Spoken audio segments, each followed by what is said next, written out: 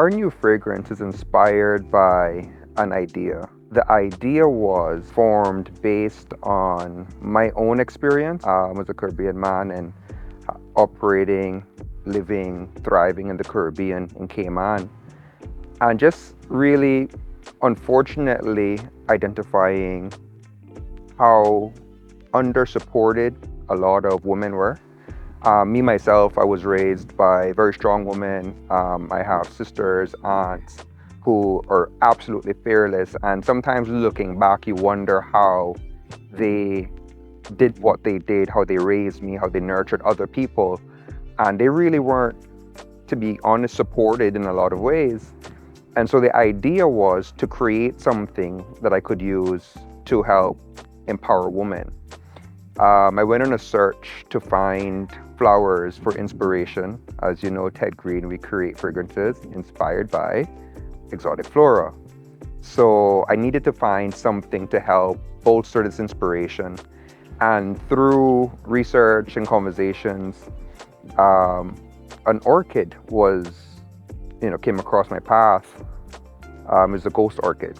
The ghost orchid is one of the UN's 100 most rare and endangered species, so plants or animals across the world. And I immediately that hit a nerve with me. Something that was so rare, so beautiful. As you delve into the story of the plant, you learn about how it blooms at night, how it has this magical, mystical scent, how it's so tenacious in its environment, growing. And to top it all off, there's a variety that's found only here in the Cayman Islands. So immediately, once I came across the ghost orchid, I knew that this was what I've been looking for. This was the inspiration and the floral inspiration that I needed to build a scent off of.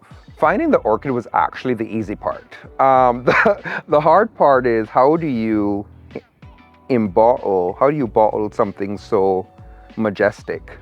And how do you bottle it in a way that the emotion of what I was trying to do carries, right? So to speak about that a little bit, on the end goal, so as a designer, I'm always thinking about the end goal, my end customer. When women spray this, how do I want them to feel? And essentially, I just wanted them to feel powerful. I wanted them to feel on top of the world. I wanted them to feel rich. I don't care what their socioeconomic statuses are. I wanted this fragrance to make them feel absolutely just invincible, sexy, alluring. From there, with the flower inspiration, with this idea of what the end goal is, you start to go through the process of, okay, what's relevant? What scents are going to help us achieve these goals? What scents are relevant to our cultural makeup, our cultural and regional profiles? And so you start to go through ingredient selection and you try to select things that you think are going to resonate in that way.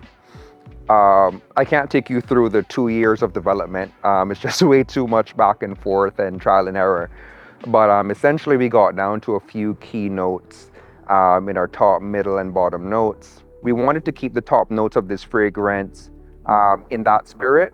And so we went with lychee, which is this sweet, almost floral scent. It's a very popular scent and edible in the Caribbean. And bergamot to kind of bring in that rich top note with some citrus, also has some lower floral notes.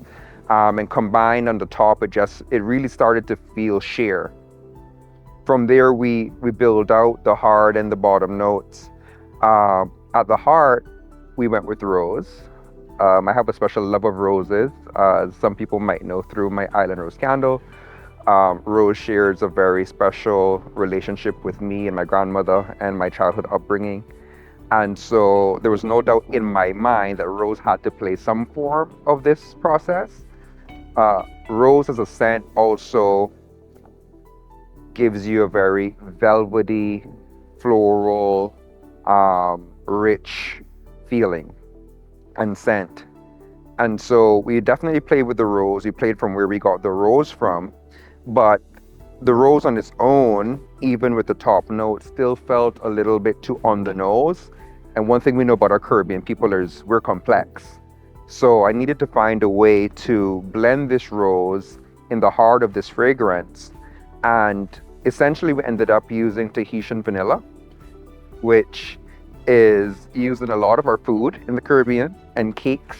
And I thought that that was an interesting tie to vanilla. The Tahitian vanilla, unlike some other varieties, gives you a more creamy, slightly floral fragrance as well, which worked really well with what we'd had so far with the ideas.